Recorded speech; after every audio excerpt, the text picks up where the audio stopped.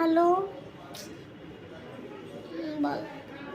হ্যাঁ হ্যাঁ হ্যাঁ, তারপর ও 2 সাল পরে আমাদের এপ্রিল মাসে 2000 দাঁড়াও তো, মা বাবা ফোন দিছে।